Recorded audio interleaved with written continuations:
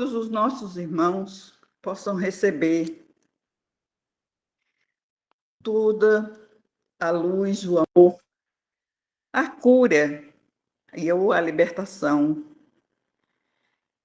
dos sofrimentos que Jesus e a espiritualidade sabem mais do que todos nós. E assim, nesse momento, eu vou fazer a leitura do nosso exórdio da noite de hoje, em lugar da nossa querida Isabel Cristina, que está lá no Egito, mas que a semana que vem estará de volta. Do nosso livro Vinha de Luz, no capítulo, psicografado por Chico Xavier e autor espiritual Emmanuel, o capítulo 52, intitulado Avareza. Está em Lucas, no capítulo 12, versículo 15. E disse-lhe: acautelai-vos e guardai-vos da avareza, porque a vida de cada um não consiste na abundância das coisas que possui. Eu acredito que ser avarento, porque eu só ouço dizer, e sei de algumas pessoas que é meio avarenta, mas fazer o quê, né? Cada um é o que é. É da história daquele que derrubou seus celeiros e fez maiores para que pudesse guardar tudo.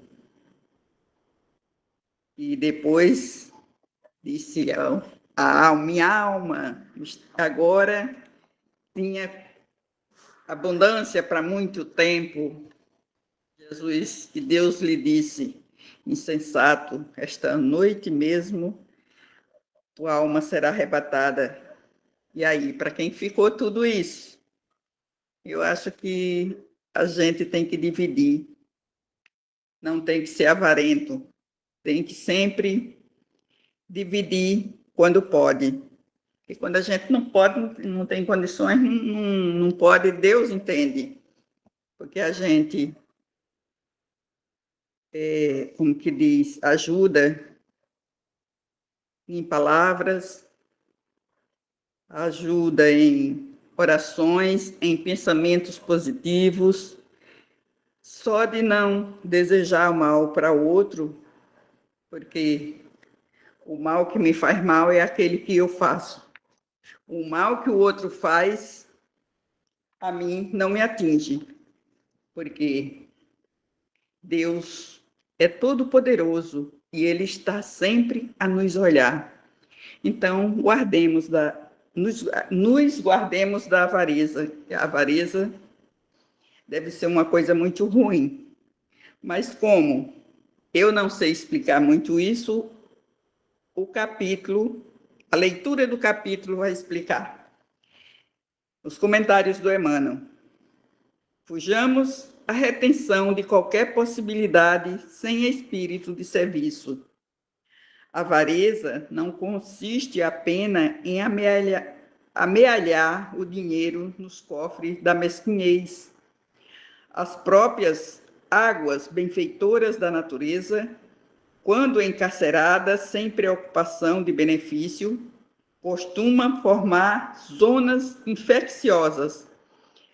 Quem vive à cata de compensações, engoblando-a ao redor de si, não passa igualmente de avaro infeliz.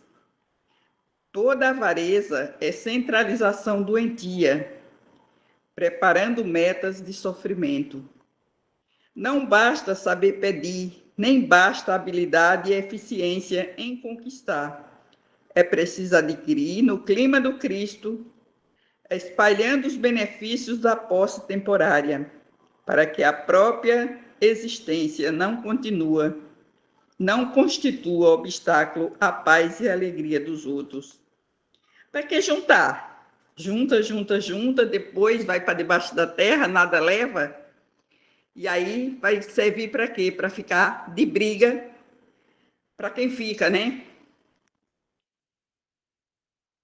Inúmeros homens atacados pelo vírus da avareza, muito ganharam em fortuna, autoridade e inteligência, mas apenas conseguir, ao termo da experiência, a prevenção dos que mais amavam e o ódio dos que lhes eram vizinhos. Amontoaram vantagens para a própria perda. Arruinaram-se, envenenando igualmente os que lhes partilharam as tarefas no mundo. Recordemos a palavra do Mestre Divino, gravando-a no Espírito.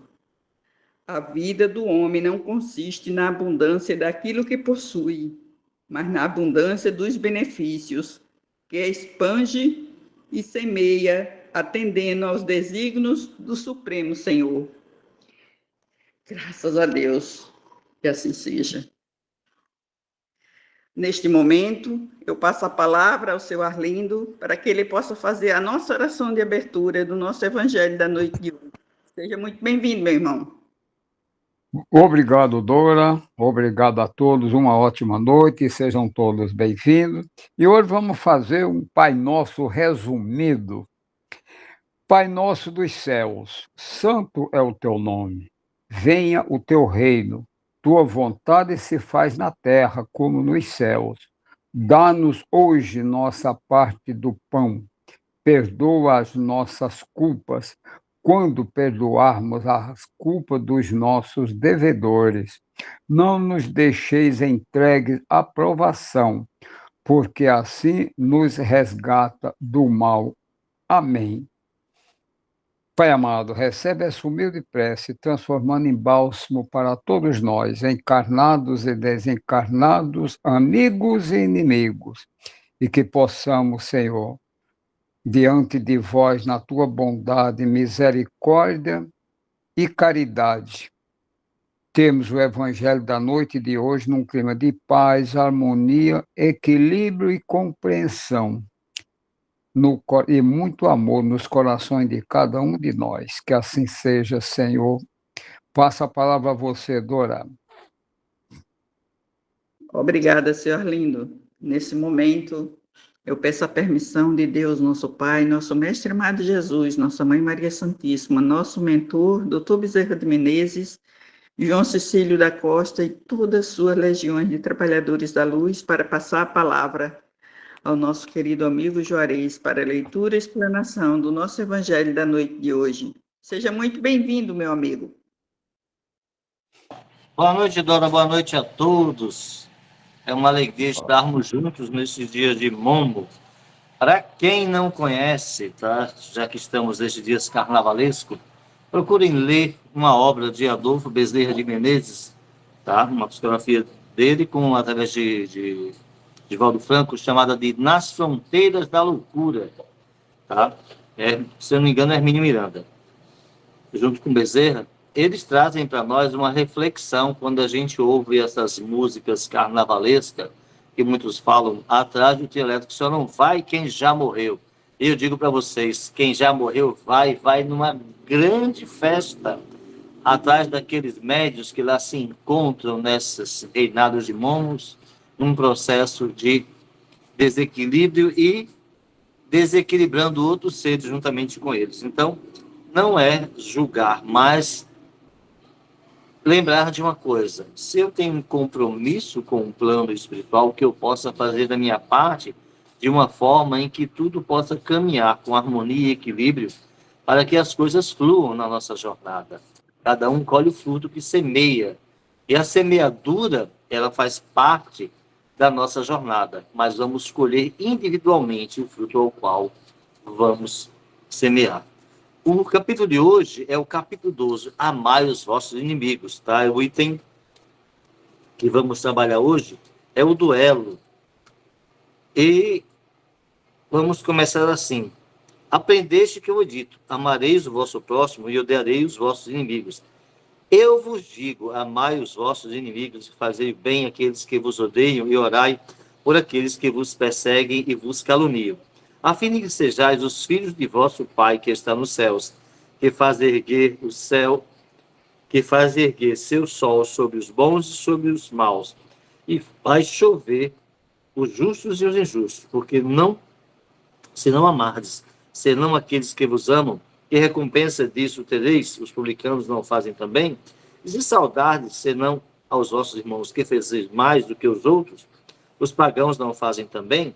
Eu vos digo que se a vossa justiça não for mais abundante que a dos escribas e a dos fariseus, não entrareis no reino dos céus. São Mateus capítulo 5, versículo 20, 43 e 47. Será que assim é fácil amar os inimigos, né? Se a gente muitas vezes, dentro de casa, a gente tem alguns seres que vieram estar conosco para resgatar o passado, e ali naquele processo, muitas vezes, nós não compreendemos a razão pela qual vivemos a experiência necessária nessa evolução, a nossa evolução, a gente vê pais e filhos se duelando, se degladiando, e nosso item hoje é o 11, que ele fala exatamente do duelo. Quantas e quantas criaturas passam o dia inteiro duelando com seus familiares, com seus pais, com suas mães, esposos e esposas, filhos e filhas, filhas e pais. Por quê? Porque falta o entendimento, a compreensão, para que o orgulho, o egoísmo e a vaidade sejam trabalhados na sua essência. O duelo diz assim, segundo Kardec: só é verdadeiramente grande aquele que, considerando a vida como uma viagem que o deve conduzir a um objetivo, faz pouco caso das asperezas do caminho. Não se deixa jamais desviar um instante do caminho reto. Olhar sem cessar, dirigido para o objetivo, pouco lhe importa. E as sarças e os espinhos da senda lhe ameacem provocar arranhões. Eles o roçam sem o atingir. É por isso, não persegue menos o seu custo. Expor seus dias para se vingar de uma injúria é recuar diante das provas da vida. É sempre um crime aos olhos de Deus, e se não estivesseis iludidos como estáis por vossos preconceitos, isso seria uma ridícula e suprema loucura aos olhos dos homens. Ou seja, inúmeras vezes, se nós temos um objetivo a trilhar, se temos a vontade de querer realizar algo, e nesse processo surgem no meio do caminho os empecilhos, que nós não percamos o foco ao qual temos objetivos a chegar, buscando sempre compreender que amar e perdoar é a chave que vai nos fazer compreender a jornada em que nos encontramos. Parar para discutir questões que não têm nenhum fundamento, nenhum valor e não vão construir nada, não vale a pena. É refletir na jornada ao qual nos encontramos, perdoar e seguir adiante, sem olhar para trás, mas seguindo à frente o objetivo ao qual, que é o amor e o perdão na jornada ao qual fazemos parte. Há crime no homicídio pelo duelo, vossa própria legislação o reconhece. Ninguém tem o direito, em nenhum caso, de ofertar contra a vida do seu semelhante. Crime aos olhos de Deus, que vos traçou vossas linhas de conduta, aqui mais do que por toda parte. Alure os seus juízes em vossa própria causa, lembrai-vos de que vos será perdoado segundo houverdes perdoado vós mesmos. Pelo perdão vos aproximais da divindade, porque a clemência é irmã do poder, enquanto que a gota de sangue humano corre sobre a terra pelas mãos dos homens. O verdadeiro reino de Deus não terá ainda chegado, este reino de pacificação e de amor, que deve banir para todo sempre no vosso globo a animosidade, a discórdia e a guerra. Então a palavra duelo não existirá mais em vossa língua, senão como uma longínqua e vaga lembrança de um passado que se foi. Os homens não conhecerão entre eles outros antagonismos, senão a nobre rivalidade do bem. Adolfo, bispo de Angel, Marmeia, de 1861. Ou seja, nós vemos na atualidade guerras às quais nós estamos vivenciando, e nesse processo é necessário que a gente compreenda. Se há ainda orgulho, egoísmo e vaidade, essas guerras prevalecerão. Quando nós viermos, em sua essência, trabalhar o que o Cristo nos trouxe como representação do amor, do perdão e da caridade, e o egoísmo foi extirpado, não encontraremos mais essas guerras nesses duelos, para que venhamos a viver em si o amor que faz amadurecer, crescer e florescer o ser na sua jornada. O item 12, ele traz assim: o duelo pode, sem dúvida, em certos casos, ser uma prova de coragem física de desprezo pela vida, mas, incontestavelmente, é a prova de uma covardia moral, como no suicídio. O suicida não tem a coragem de afrontar as vicissitudes da vida. O duelista não tem a de afrontar as ofensas. O Cristo não vos disse que há mais de honra e de coragem em apresentar a face esquerda àquele que a feriu, à direita, do que se vingar de uma injúria. O Cristo não disse a Pedro, no jardim das oliveiras, tornai a pôr vossa espada em sua bainha, porque aquele que matar pela espada, perecerá pela espada. Com estas palavras, Jesus não condena para sempre o duelo. Com efeito, meus filhos, o que isso é, pois, essa coragem, nascida de um temperamento violento, sanguíneo e colérico, bramido à primeira ofensa. Onde, pois, está a grandeza da alma, daquele que a menor injúria quer levá-la em sangue, mas que ele trema, porque sempre no fundo da sua consciência, uma voz lhe gritará: Caim, Caim, que fizeste do teu irmão? Foi-me preciso sangue para salvar minha honra? Dirás a essa voz. Ela, porém, responderá: a quiseste salvar diante dos homens, por alguns instantes, que te restam para viver sobre a terra, e não pensaste em salvar diante de Deus? Pobre louco, quanto sangue pediria o Cristo, pois por todos os ultrajes que recebeu, não somente o feristes com um espinho e a lança, não somente o pegastes num madeiro infamante, mas ainda, no meio de sua agonia, pode ele ouvir as zombarias que lhes eram prodigalizadas. Que reparação, depois de tantos ultrajes, nos pediu? O último litro do cordeiro foi uma prece para seus carrascos. Como ele perdoai e orai, porque eles vos ofendem. Amigos, lembrai-vos deste preceito, amai-vos uns aos outros. E então, ao golpe dado pelo ódio, respondeste com um sorriso, e ao ultraje pelo perdão, o mundo, sem dúvida, se levantará furioso, e vos tratará de covarde. Erguei a cabeça alto e mostrai então que a vossa fronte não temeria também ela de se carregar de espinhos, a exemplo do Cristo, mas que a vossa mão não quer ser cúmplice de um homicídio que autoriza supostamente uma falsa aparência de honra, que não é senão do orgulho e do amor próprio.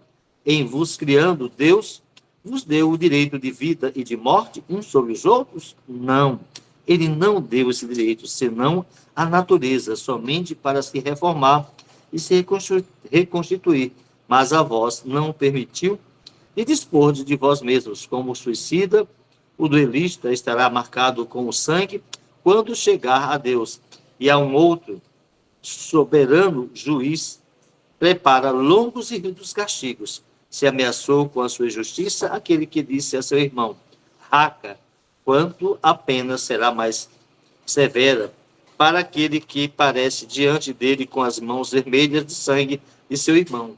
Santo Agostinho, Paris, 1862. Santo Agostinho traz para nós a reflexão que tudo aquilo que nós estamos a vivenciar na Terra com relação ao orgulho, o egoísmo e a vaidade, é preciso que haja uma reflexão nos momentos em que nós, ao invés de deixarmos prevalecer a razão, fazemos com que o instinto animal que é em nós prevaleça. Mas ele vai muito além do que ele fala aqui, que os animais, em função da sua necessidade, tá, de subsistência, de viverem, e nesse processo, eles degradeiam-se uns aos outros, buscando sempre o alimento para poderem viver. Mas o homem em si, ele não necessita se degladiar com os outros, mas, acima de tudo, amarmos uns aos outros, trabalhar o amor e o perdão, buscando sempre o sentido da vida nesse processo de evolução. Porque o sentido da vida está naquilo que nós determinamos para nós, traçando um projeto de amor, de perdão, tirando o orgulho, a vaidade e o egoísmo, que são chagas que carregam a humanidade num processo de evolução para que gradativamente, em experiências no corpo, possam ser lapidadas e, com o tempo, elas sejam trabalhadas. O item 13, ele nos diz assim: O duelo é, como antigamente, o que se chamava o julgamento de Deus, que é uma dessas instituições bárbaras que regem ainda a sociedade, que direis, entretanto, se vesses mergulhar os dois antagonistas na água fervente, ou sujeitá-los ao contato de um ferro em brasa para resolver uma querela, e dar razão àquele que suportasse melhor a prova, chamareis a esses costumes de insensatos. O duelo é ainda pior que tudo isso. Para o duelista, é mérito. É um assassinato cometido a sangue frio, com toda a premeditação desejada, porque ele está seguro do golpe que dará para o adversário, quase certo de sucumbir, em razão da sua fraqueza e de sua inabilidade. É um suicídio cometido com a mais fria reflexão. Eu sei que, frequentemente, procura-se evitar essa alternativa, igualmente criminosa, atribuindo-lhe ao acaso, mas, então, não é sob uma outra forma um retorno ao julgamento de Deus da Idade Média? E ainda nessa época era infinitamente menos culpado. O próprio nome julgamento de Deus indica uma fé ingênua. É verdade, mas enfim, uma fé na justiça de Deus, que não podia deixar de sucumbir. O inocente, enquanto que no duelo se confia na força brutal, de tal sorte que, frequentemente, é ofendido quem sucumbe. O amor próprio, estúpido, tola vaidade e louco orgulho, quando, pois, sereis substituídos pela caridade cristã, pelo amor ao próximo e pela humildade do Cristo, deu exemplo e o preceito, só então desaparecerão esses preconceitos monstruosos que governam ainda os homens e que as leis são impotentes para reprimir, porque não basta interditar o mal e prescrever o bem, é preciso que o princípio do bem e o horror do mal estejam no coração do homem. O Espírito Protetor, Bordeaux, 1861. Ou seja, é necessário que nós venhamos a fazer essa reforma íntima, ao qual Kardec traz para nós, precisamente na transformação do ser, extirpando dentro de nós. Como é que a gente faz isso? Qual o sentido de fazer, de buscar essas melhores? Nós temos em nossa mente os pensamentos do orgulho, do egoísmo, da vaidade, querendo sempre realizar algo em função do ter. Nesse processo de evolução, nós caminhamos com o egoísmo, querendo realizar somente as coisas que nos trazem um prazer do ter. E o ser que caminha no processo de semeadura, fazendo as coisas de forma equilibrada e sensata, muitas vezes é esquecido. Nós vivemos numa sociedade materialista, sempre buscando mais e mais e mais. Quantas e quantas criaturas têm as coisas somente para mostrar que a sua satisfação em ter aquilo materialmente lhe fará melhor do que o outro. E nessa questão, nós não somos melhores do que ninguém. Porque tudo que é material é transitório, mas o espírito, esse ser que caminha em evolução, ele caminha num processo contínuo e ele não ficará esquecido. Tudo aquilo que nós fazemos nessa jornada em que nos encontramos jamais será esquecido. E o esquecimento do passado, ele é temporário, mas o que acontece? Fica gravado em nós todo o processo ao qual nós precisamos vivenciar em vidas futuras. Por isso que nós encontramos dentro de casa aqueles seres amados, ao qual muitas vezes nós não compreendemos a razão pela qual não nos afinamos. E quando nós vamos estudar a doutrina espírita, aí nós compreendemos porque aquela filha, aquele filho que nós taxamos de difícil, é um irmão do passado, ao qual precisamos resgatar tudo aquilo ao qual nós viemos a fazer, dando a oportunidade de recebê-los dentro do nosso lar como um amado filho, para que juntos venhamos a amar e perdoar. Mas muitas vezes nós vemos aí as notícias em que o pai tirou a vida do filho, o filho tirou a vida do pai, em um duelo dentro de casa, exatamente pelo orgulho, pelo egoísmo, pela vaidade, na questão de querer um ser melhor ou maior do que o outro na sua trajetória.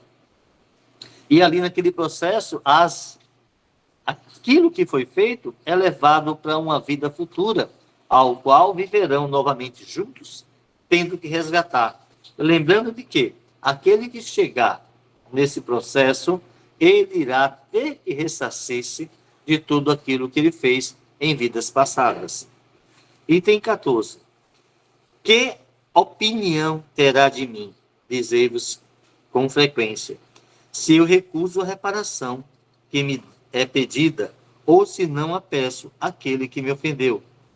Os loucos, como vós, os homens atrasados, vos censurarão, mas aqueles que estão esclarecidos pelo facho do progresso intelectual e moral dirão que agiste de acordo com a verdadeira sabedoria.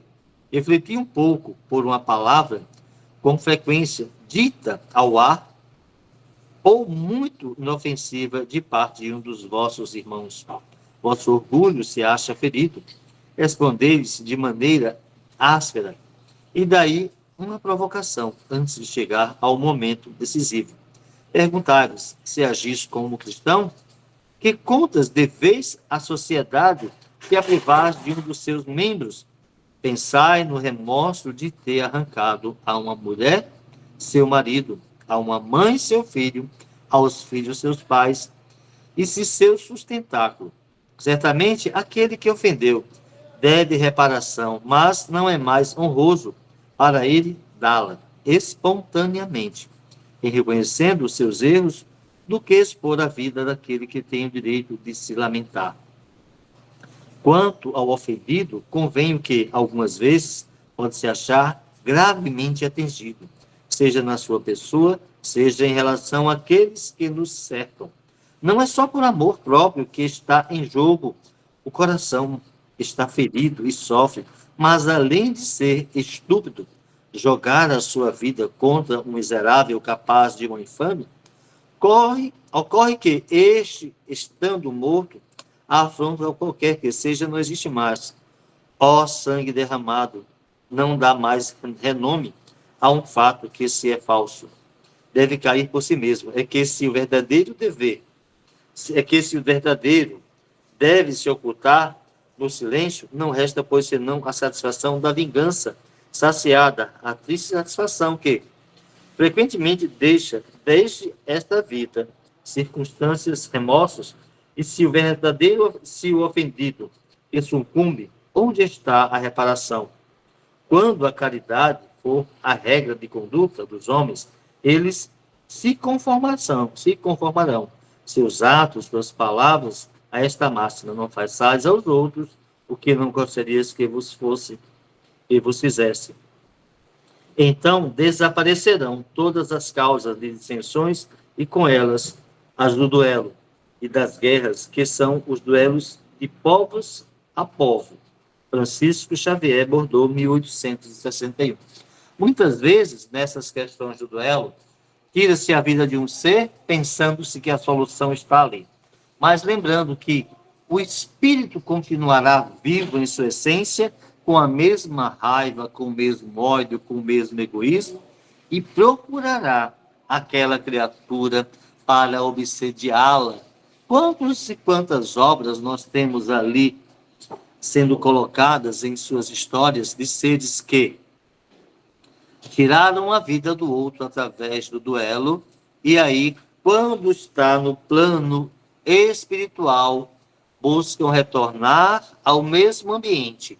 E ali começa um processo de obsessão que levará uma longa jornada para poder haver um perdão recíproco entre ambas as partes, ou seja, entre vítima, e o algoz. E nesse processo é necessário que as criaturas que se encontram na Terra venham a refletir com relação a amar e perdoar, a desejar ao próximo tudo aquilo que ele realmente gostaria para consigo mesmo. A vida é um presente divino, e nós que aqui nos encontramos precisamos trabalhar essa essência para que venhamos a evoluir na condição em que nos encontramos de espíritos. Item 15. O homem do mundo, o homem feliz, que por uma palavra ofensiva, por uma causa fútil, joga a vida que lhe vem de Deus, joga a vida do semelhante que não pertence senão a Deus, esse é mais culpável 100 vezes que o miserável que é compelido pela cupidez, pela necessidade, e algumas vezes se introduz numa habitação para dela roubar o que cobiça e mata aqueles que se opõem ao seu desígnio. Este último, quase sempre, é um homem sem educação, não tendo senão noções imperfeitas do bem e do mal, enquanto que o duelista pertence quase sempre à classe mais esclarecida. Um mata brutalmente o outro, com método e polidez, o que faz com que a sociedade o desculpe. Acrescento mesmo que o duelista é infinitamente mais culpável que o infeliz, que cedendo a um sentimento de vingança, mata no momento de exasperação. O duelista não tem para se desculpar o arrastamento da paixão, porque entre o insulto e a reparação há sempre o tempo de refletir. Ele age, pois, friamente e de plano premeditado. Tudo está calculado e estudado para matar mais seguramente o seu adversário.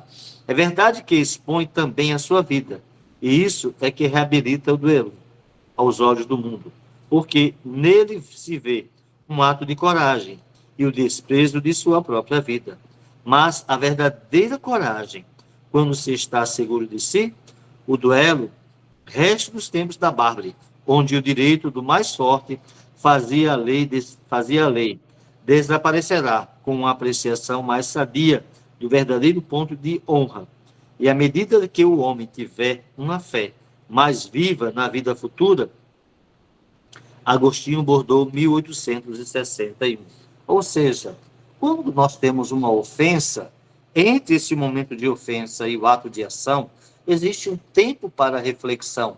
E por que será que, ao invés de refletirmos no que iremos fazer e o que irá ocasionar com a nossa atitude de egoísmo, de orgulho, de vaidade, revidando uma ofensa que muitas vezes, se eu, digamos, eu não vou engolir isso a seco, isso não vai passar, eu não vou deixar assim.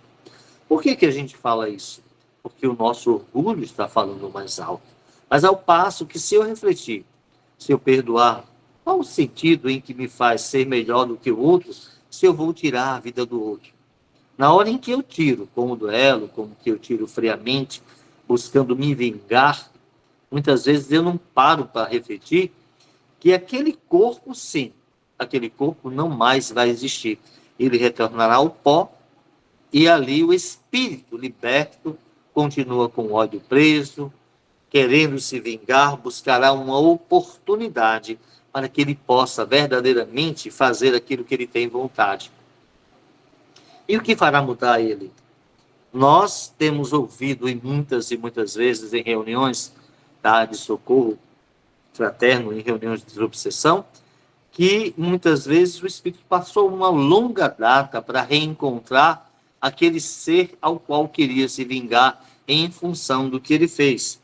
E ao encontrar, ele começa ali. Aí a criatura começa a adoecer, começa a ter problemas de saúde, começa a ter problemas dentro da família, com os amigos, e não sabe a razão pela qual a sua mente está ali em depressão, com ansiedade, com angústia, com medo, com receio, sem saber o que está acontecendo comigo. Vai a uma infinidade de médicos, faz terapia, busca muitas questões e não encontra resposta nenhuma. Aí chega na casa espírita, faz uma consulta, um socorro ali, um atendimento fraterno, e aqui começa um tratamento espiritual. Nesse tratamento, quando se começa os atendimentos nas reuniões de desobsessão, aquele ser ao qual ali se encontrava sendo perseguido, muitas vezes ele cometeu atos no passado, ao quais, se ele pudesse ver hoje, não teria condição de olhar em sua face e refletir na ação cometida no passado. Daí a razão de buscarmos compreender esse tempo onde a ofensa me é dada e eu possa refletir para que não revide, venha me conscientizar de que eu preciso amar verdadeiramente, perdoar verdadeiramente esses meus inimigos. E a nota, no item 16, nos refere as seguintes questões. Os duelos se tornam cada vez mais raros. Se são vistos ainda de tempos em tempos, em dolorosos exemplos, o número deles não é comparável ao que era antigamente. Outrora, um homem não saía de casa sem prever um encontro, tomando sempre suas precauções. Em consequência, um sinal característico dos costumes dos tempos e dos povos está no uso do porte habitual, ostensivo ou oculto de armas, ostensivo ou defensivas. A abolição desse uso testemunho o abrandamento dos costumes, e é curioso lhe seguir a gradação, desde a época em que os cavaleiros não cavalgavam jamais senão com armadura de ferro e armados de lança, até o porte de uma simples espada, tornada antes um adorno e um acessório de brasão, do que uma arma agressiva. Um outro indício de costumes é que outrora os combates singulares tinham lugar em plena rua, diante da multidão, que se afastava para deixar o campo livre, e que hoje se oculta. Hoje a morte de um homem é um acontecimento que emociona. Outrora não se lhe dava atenção. O espiritismo vencerá esses últimos vestígios da bárbara, inculcando nos homens o espírito de caridade e de fraternidade, ou seja, há uma necessidade da reflexão em que a gente precisa trabalhar a caridade e a fraternidade. Caridade é o amor em ação. Fraternidade é a união dos pensamentos, buscando o entendimento conjunto de amor uns para com os outros, no perdão, na caridade, sempre servindo sem esperar ser servido, fazendo aos outros tudo o que gostaríamos que fosse feito a nós, mas, acima de tudo, compreendendo que somos espíritos imortais. Esses fragmentos de energias deletérias não compõem nada a construir a nossa trajetória, mas única e exclusivamente a trazer dores às nossas enfermidades, as doenças que muitas vezes somatizadas com orgulho, com egoísmo, com a vaidade, nos fazem adoecer e nos levar à desencarnação muito cedo, aos quais nós armazenamos essas energias. É necessário que o pensamento, como um propulsor de energia, busque sempre compreender e fazer com que esse campo magnético ao qual vibramos se eleve nos padrões de amor e de luz sobre todos nós. Meus amigos, eu agradeço a vocês a oportunidade e peço a vocês que elevemos o pensamento em orações sobre todos aqueles que, nesse momento, estão iludidos com as festas de Momos, com as festas carnavalescas, buscando o prazer da carne, esquecendo que nesta carne existe um espírito que se encontra em evolução, lembrando que todos nós já vivenciamos essas festas de Momos. E peço a vocês, leiam o livro Nas Fronteiras da Loucura, e aí vocês verão que reflexão maravilhosa sobre o carnaval. E assim nós vos dizemos, Senhor da vida, que a tua paz, que o teu amor, que a tua luz nos envolvam em bálsamos de harmonia. Que este amor seja a luz a nos guiar, quer de noite, quer de dia, onde estejamos, que haja paz e harmonia. Que o nosso lar seja a morada de amor, que lá haja luz a nos envolver, harmonia a nos enternecer, que a compreensão e a paz possam reinar entre todos nós que habitamos em nosso lar. Sejamos nós a essência divina, buscando compreender o que ainda os outros não compreendem, entender a razão pela qual os sentimentos nos fazem elevar os padrões ao quais emanamos em nossa mente. Que a tua luz, Senhor da vida, que tua paz possa nos envolver e abrandar as nossas dores. Possam nós, em sua infinita misericórdia, convosco, Jesus, caminhar nesta terra com pensamentos elevados e padrões de luz sobre nossas mentes e consciências, e que aqueles que se encontram enfermos, necessitados de amparo, recebam esta oração como consolação e amparo na sua jornada. E assim, neste amado, vos agradecemos pela oportunidade nos concedida. que cada lar, que cada ser que está a ouvir este Evangelho receba a compreensão, o amor, o perdão da caridade e a luz divina do Mestre Jesus sobre suas mentes e consciências. Que assim seja, Jesus. Graças a Deus. É com você, Doralice. Obrigada. Neste momento, eu peço a permissão do nosso Pai Celestial, nosso Mestre amado Jesus, nossa Mãe Maria Santíssima, nosso mentor, Dr. Bezerra de Menezes, João Cílio da Costa e toda a sua legião de trabalhadores da luz, para encerrarmos o nosso Evangelho do nosso lar da noite de hoje. E até amanhã com o nosso Evangelho. Que todos tenham uma noite maravilhosa de sono, com paz, luz e harmonia. Valeu, boa noite a todos.